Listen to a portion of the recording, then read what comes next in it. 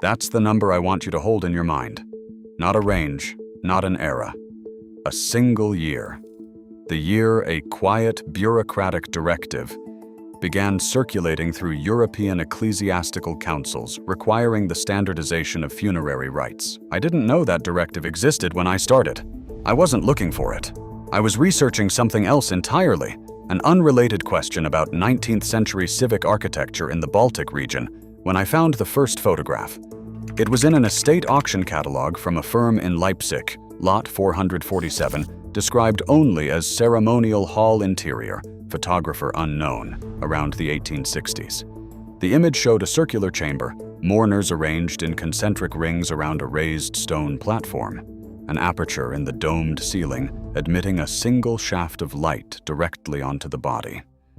No cross, no altar, no clergy I could identify. The caption in faded pencil on the reverse read, "Only before the decree." I accepted, at first, what any reasonable person would accept. That this was a regional folk practice, a local variant, an oddity preserved by chance in a single photograph from a single corner of Europe. Then I found the second photograph, then the fourth, then the 22nd, and I stopped being able to look away. Let me be clear about what we're told happened. The modern funeral, we're told, evolved gradually. Christian burial rites absorbed older folk traditions over centuries, accreting slowly like sediment. The black suit, the closed casket, the 6-foot grave, the organ music, the brief graveside prayer, the standardized sequence of hymn and eulogy and interment, all of it, we're told, represents an organic religious inheritance reaching back through Rome, through Byzantium, through practices older than the church itself. A slow, reverent evolution. Nothing dramatic. Nothing hidden, nothing to investigate. That's the official explanation. Gradual, organic, continuous. Except the transition wasn't gradual, it wasn't organic, and it wasn't continuous. Between 1847 and 1891, across 43 separate ecclesiastical jurisdictions spanning Europe, the Americas, the Caucasus, and European colonial holdings in Africa and Asia, funerary practice was standardized under coordinated directives issued within a window of less than 50 years. Before those directives, photographs, journals, parish correspondence, and architectural records show something else entirely being performed in buildings specifically constructed to house it. After those directives, the practice disappears from the record. Not fades. Disappears. I have the photographs. I've spent a long time assembling them. One of them sits in a municipal archive in St. Petersburg, filed under miscellaneous civic records, labeled only ceremony, location undocumented, 1863. It shows a domed hall with a floor inlay of interlocking hexagons radiating from a central point. Mourners stand in rings of 12. The body is oriented east-southeast at an angle I later measured against historical solar data for that latitude and date. The orientation is precisely aligned to sunrise on the day the photograph was taken. The body is not in a casket. It rests on a stone platform at the chamber's center. Dressed in plain linen, arms uncrossed, head angled toward the aperture in the dome. Nothing about the posture is Christian. Nothing about the setting is Christian. Another sits in a municipal collection in Valparaiso, Chile. Same dome, same hexagonal inlay, same 12-ring arrangement. 1867. The body is again uncasketed. The platform is again stone. The light falls again through a ceiling aperture that an acoustician I consulted described as functionally identical, not stylistically similar, to the one in St. Petersburg, another in Tbilisi. 1871. Identical architecture. Another in New Orleans. 1859. Identical.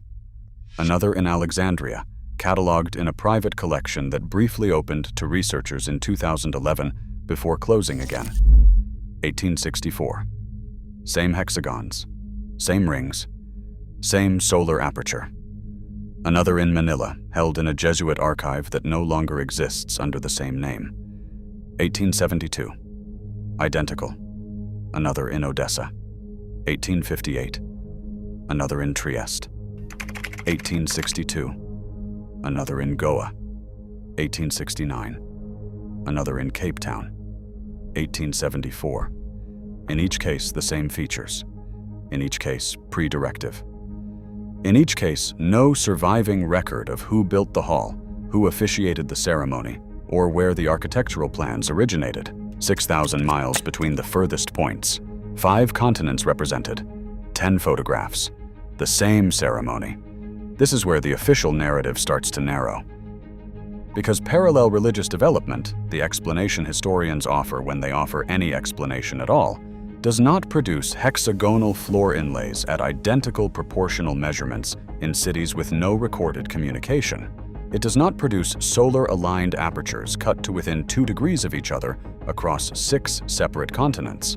It does not produce acoustic chambers tuned, as 3 independent modern acoustic surveys have now confirmed, to a reverberation time of approximately 2.1 seconds, optimized not for Christian liturgy, but for a specific narrow range of sustained vocal tones that human musicologists have been unable to precisely reconstruct. Not coincidence, not convergence. Coordination. The photographic evidence is one layer. The documentary evidence is worse. In 1849, the Archdiocese of Vienna issued an internal directive, catalogued as Circular 1849 K14, restricting irregular practices performed in non-consecrated structures of anomalous construction. In 1853, a nearly identical directive, phrased almost verbatim, appeared from the Archdiocese of Buenos Aires. In 1856, the Patriarchate of Moscow issued a matching instruction. In 1861, the Archdiocese of Baltimore did the same. In 1868, an ecclesiastical authority in Portuguese Goa issued a comparable order. In 1874, the Apostolic Vicariate of the Cape of Good Hope published a directive with the same language. In 1877, the Archdiocese of Sydney circulated the same phrasing. In 1883, a Greek Orthodox Synodal Committee released an instruction whose exact jurisdiction I have been unable to verify because the cited synod appears in 2 separate reference works, and in neither case has the underlying documentation survived. Different languages, different continents, different jurisdictions, different hierarchies that on paper had no formal channel for coordinating with each other. Same directive, same phrasing, same narrow window. 43 of them were issued between 1847 and 1891. I have the citations. I compiled them from fragments in municipal archives, ecclesiastical correspondence, auction records of deaccessioned church papers, and one remarkable partial index maintained by a now-defunct historical society in Ghent. The Ghent Index lists 47 directives, 4 of which I have been unable to independently verify. The 43 I am confident in are those for which I have located either the original circular or a contemporaneous reference in parish correspondence. 43 coordinated directives in a church that supposedly had no centralized mechanism for issuing such coordination across denominational and national lines. Ask yourself, how does that happen? The officiants are the next problem. Photographs from before the directives show figures presiding at these ceremonies who wear no recognizable ecclesiastical vestments, plain robes, sometimes undyed, sometimes bearing a symbol on the chest I have identified in 17 separate images, a circular form bisected by 2 intersecting arcs, not catalogued in any inventory of Christian, Orthodox, or Jewish liturgical symbols I have been able to access. I have asked. I have written to 2 major European national archives and 1 American federal collection. The responses, when they come, use nearly identical phrasing. No records matching your query are available for public research. The replies do not say the records do not exist. They do not say the records were lost. They say the records are not available. These officiants appear in pre-directive photographs. They do not appear in post-directive photographs.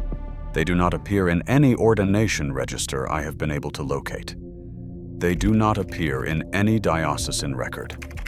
They do not appear in any municipal census under any recognizable clerical designation. They arrived, they presided, they vanished. 43 jurisdictions. Coordinated. Simultaneous. There is a second detail about these officiants that I struggled with for a long time before acknowledging it. In every pre-directive photograph I have examined, and I have examined well over 100, the officiants appear to be of similar age. Middle-aged, weathered, composed, never young, never elderly, as if the role required a specific life stage, a specific interval between training and succession. No apprentices appear in the photographs, no trainees, no younger figures in analogous robes observing from the margins, only the presiding officiant, always alone in the role, always within what looks like the same 20-year band of human life. If there was an order, and the consistency of the practice suggests there was, its training was conducted somewhere the photographs do not show and the records do not mention. Order, carried out of view. There is a third detail I want to mention, and it is the one I am least certain how to interpret. In roughly a third of the pre-directive photographs I have examined closely, an object sits on the stone platform beside the body. It is small. It is dark. It appears consistently in the same position, roughly at the level of the body's hands. I have shown enlargements to 4 separate material historians. None of them could identify the object with confidence. 2 suggested a bound book. 1 suggested a stone or mineral specimen. 1 suggested a metallic instrument of unknown function. The object does not appear in any post-directive photograph. It does not appear in any inventory of any converted chapel. Whatever it was removed when the ceremony was replaced, and it was not preserved in any collection accessible to the public record. Then something else. The buildings themselves. In 1923, during a renovation of a hall in Krakow that had been converted to a Catholic chapel in 1874, workers removing plaster from the interior walls found the original surface beneath. The hexagonal inlay was still there. So was the solar aperture, sealed with a copper plate and plastered over. So were inscriptions along the base of the dome, written in a script that 3 separate epigraphers examined and none could identify. The renovation was halted for 6 weeks. It then resumed. The inscriptions were photographed, the photographs were forwarded to the Archdiocesan office, and then the inscriptions were covered with new plaster and modern Catholic iconography. When I requested the photographs through formal archival channels, they were described as not available for public research.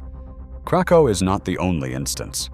In 1931, a crypt beneath a parish church in Porto, Portugal, was opened for the first time in recorded memory.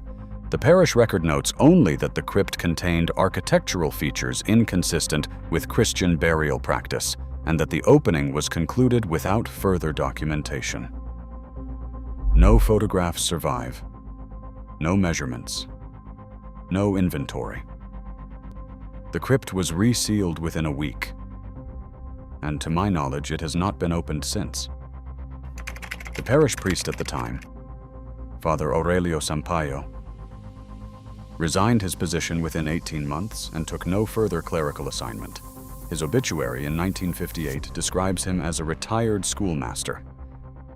In 1889, a paper was submitted to the Royal Academy of History in Madrid by a Spanish architectural historian named Mariano de Escalante, titled On Anomalous Funerary Architecture in the Colonial Period. The paper was withdrawn before publication. De Escalante's subsequent writings do not reference it. His obituary in 1897 does not mention it. A single citation to the paper exists in a footnote in an 1892 Belgian journal, which is how I know it was ever written at all. The Belgian scholar who cited it, Henri van der Velde, died in a traveling accident in 1894 before completing the monograph in which the citation appeared. In 1956, during excavation work for a new subway line in Budapest, construction crews uncovered the partial foundation of what one surveyor's report describes as a circular subterranean chamber of pre-Christian configuration. The report was filed with the Municipal Engineering Office. The excavation was redirected around the site, and the chamber was concreted over without archaeological examination. I obtained a copy of the surveyor's report through a researcher in Hungary. It runs to 4 pages. It references photographs. The photographs are not attached. The engineering office has no record of ever possessing them. In 1972, a similar foundation was partially exposed during street repairs in Lima, Peru. A local newspaper ran a single column story describing ancient stonework of unusual geometric precision. The story was not followed up in any subsequent edition. The repair crew's foreman, interviewed by the reporter, is quoted as saying the work was paused briefly and then resumed under revised instructions. The revised instructions are not on file with the Municipal Works Department. In 1987, during the demolition of a condemned building in Marseille, workers encountered an intact subterranean chamber beneath the foundation slab. Photographs were taken before the demolition proceeded. The chamber contained a raised stone platform, a partially collapsed dome, and a floor inlay described in the demolition report as decorative geometric work of 19th-century municipal character. The photographs were filed with the City Planning Office. When I requested them in 2018, the office confirmed that the file existed, confirmed that the photographs were catalogued within it, and informed me that access required an internal review. The internal review, I was told, was ongoing. It remains ongoing. I have not received the photographs. In 2003, a private collector in Buenos Aires, whose name I have agreed not to publish, reportedly acquired a portfolio of approximately 200 pre-directive funerary photographs at a closed estate sale. 3 separate researchers have attempted to view the portfolio. The collector has not responded to any written inquiry in the 23 years since. One of the researchers, a German academic named Inge Mühlberg, received a brief letter from the collector's legal representative in 2007 stating that the portfolio had been reassigned to another party. The letter does not name the party. Not one incident, not a handful. A pattern. I don't know what the inscriptions in Krakow said. I genuinely don't know. I don't know what was in the Porto crypt. I don't know what De Escalante found in the colonial records, or what was under the street in Budapest, or what was exposed in Lima, or what was photographed in Marseille, or what sits in that portfolio in Buenos Aires. I don't know what the ceremony was for, or what the 12 rings of mourners were meant to accomplish, or why the solar aperture mattered, or what the hexagonal geometry encoded, or why the officiants were always the same age, or what the small dark object on the platform was. I can tell you what the photographs show, what the directives say, what the measurements reveal, and what the archives refuse to release. I cannot tell you what it all means, but I can tell you this. The Church knew, and the Church acted. 43 coordinated directives across 5 continents inside a single human lifetime. Architectural features systematically sealed, plastered, buried beneath Christian iconography. Officiants vanished from every record they should appear in. Academic papers withdrawn before publication. Crypts opened, documented as anomalous, and resealed. Foundations concreted over without examination. Private portfolios reassigned to anonymous parties. A global funerary practice, documented in photographs, replaced within 50 years by a standardized ceremony the Church presented as ancient tradition, not gradual, not organic, not ancient. And this is what disturbs me most, not the evidence itself. It is the coordinated silence surrounding it. Academic institutions do not debate the 43 directives. Museums do not display the photographs from before 1847, though I know from auction records that at least 300 of them exist in private hands. Historical societies describe the architectural anomalies as regional curiosities and change the subject. Preservation bodies classify halls built before 1847 as mixed-use municipal structures in order to avoid categorizing them at all. University architecture departments, when asked directly about the hexagonal inlay and the solar aperture, refer inquiries to religious studies departments. Religious studies departments refer them back to architecture. The subject moves in a closed circle between faculties, none of which will hold it. 4 archives on 3 continents have now responded to my inquiries in phrasing so similar It reads like a form letter, not available for public research. It feels like a door that someone very carefully closed. The modern funeral, the black suit, the closed casket, the brief graveside service, the organ music, the 6-foot grave, the particular choreography of pallbearers and prayer and slow procession was not inherited. It was installed. Between 1847 and 1891, something older, more architecturally demanding, more geometrically precise, and more coordinated across continents than anything the church was supposed to be capable of coordinating, was replaced. The replacement was presented as tradition. The original was presented as never having existed. The halls still stand. Some of them have been renovated, reconsecrated, repurposed, repainted, their apertures sealed and their inscriptions buried under plaster and their hexagonal floors carpeted over. The photographs still exist, in private collections, in auction catalogs, in the miscellaneous files of archives that will not release them. The measurements still hold. The acoustic properties still function. The solar apertures, the ones not yet sealed, still admit light on the exact days they were built to admit it. The evidence is there. The evidence has always been there. What ceremony were those halls built to perform? And who were the officiants who presided over it? What did that ceremony accomplish? And why was its purpose specifically what the church, across 43 separate jurisdictions, could not tolerate within a single generation?